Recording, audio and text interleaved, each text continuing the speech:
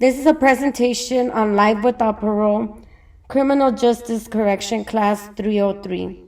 The members of this group consist of Diana Cuevas, Gabriela Rodarte-Ramierez, Sammy Lopez, and Marco Torres.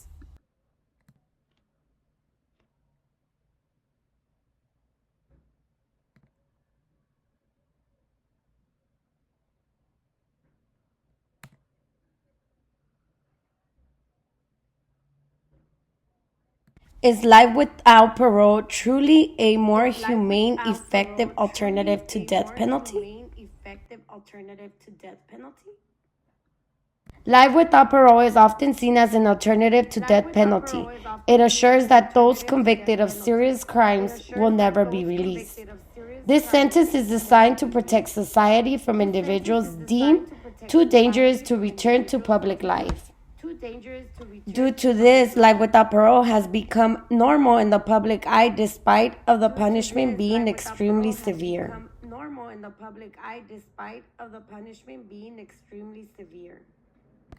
Life without parole has been accepted by the public due to more than 200 innocent men and women have been freed after it was discovered that they were wrongfully convicted.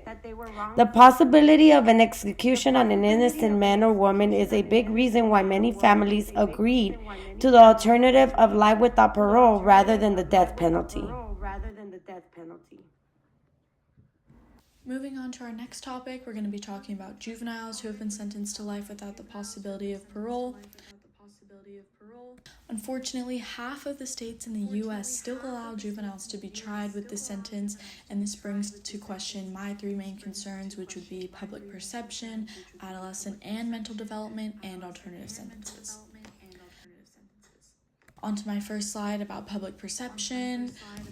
In the Supreme Court case ruling in Miller versus Alabama, although half of the states did put an end to these sentences, justice systems are actively trying to change the up-and-coming spike for support for the sentence and supportive on tough on crime or stricter criminal penalties. Surveys in Michigan are also showing that results as soon as this year that people tend to side that adolescents are subject to change and they are willing to support alternative sentencing and they are looking for more rehabilitative natures instead of life in prison.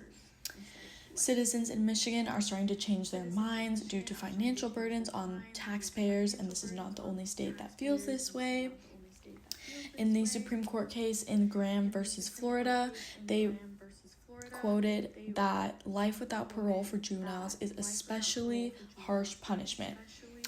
And they did add the statement for juveniles. However, this sparked a surge of life without parole sentences for adults and a decline in regards to juvenile sentences.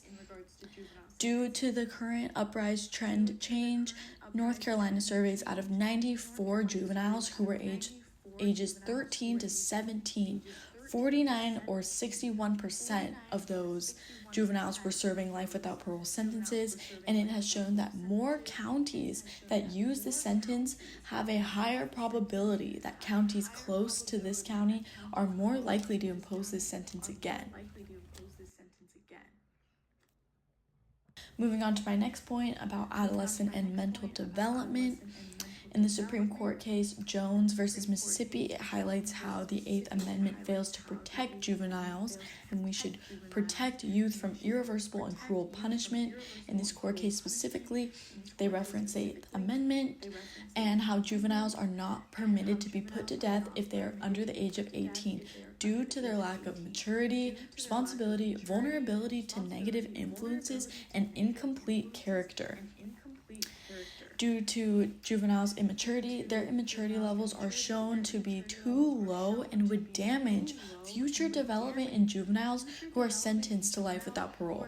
In the Supreme Court case Jones versus Mississippi, it highlights how, in fact, in order to punish a juvenile to life without the possibility of parole, you must find a separate factual finding that is legally well-grounded in order to find the defendant cannot be corrected or reformed in any possible way, otherwise the sentence is unjust and cruel to the mental development. And Juvenile life without parole sentences also induce mental disorders while they are in prison. It is shown that juveniles lack maturity and development, and they are subject to child conduct disorder and antisocial disorder when they develop in prison. Just as a reminder, childhood conduct disorder shows ongoing aggression towards others, and it is normal for people with this disorder to violate social norms and social settings. Antisocial personality disorder causes harmful behaviors that become more regular, and these juveniles have no remorse towards these acts.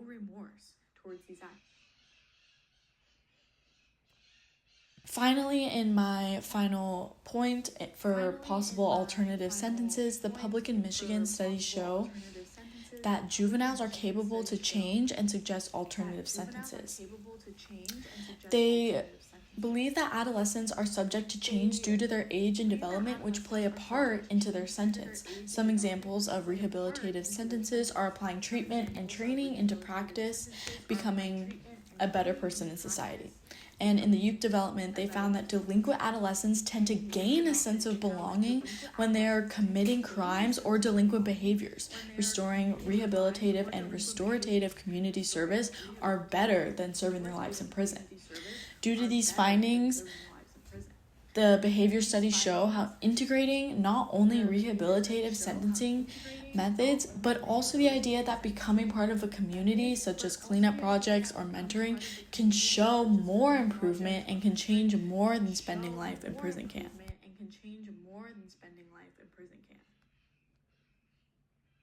So, in this section, we will be talking about the racial population while serving life without parole.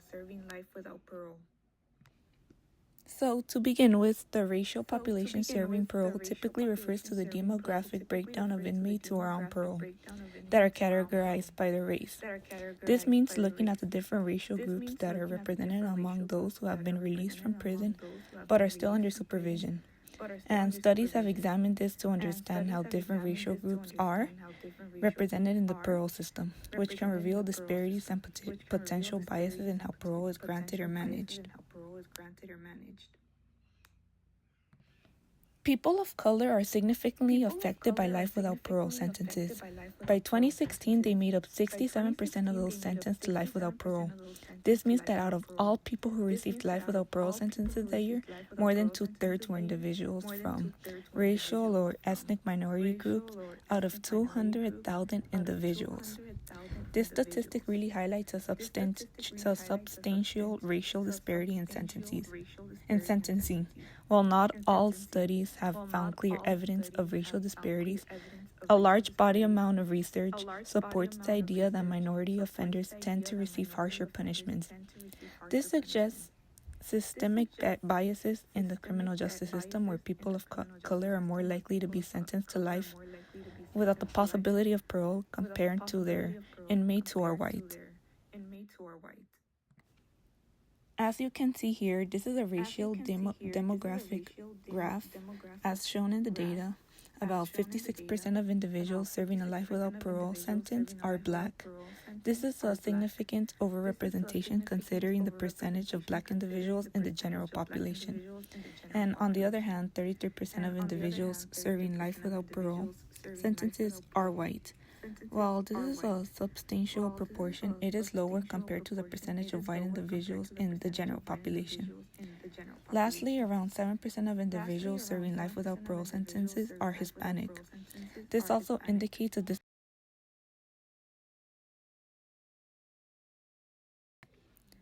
Lastly, black and Hispanic offenders are less likely to benefit from downward departures in sentencing.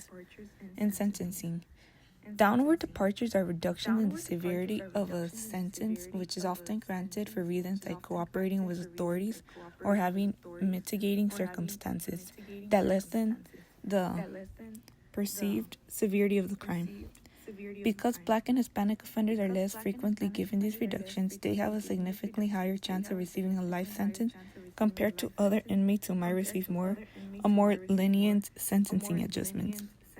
This basically means that while some offenders benefit from reduced sentences due to certain factors, Black and Hispanic individuals are disproportionately left out of these benefits, leading to harsher and longer sentences for similar offenses.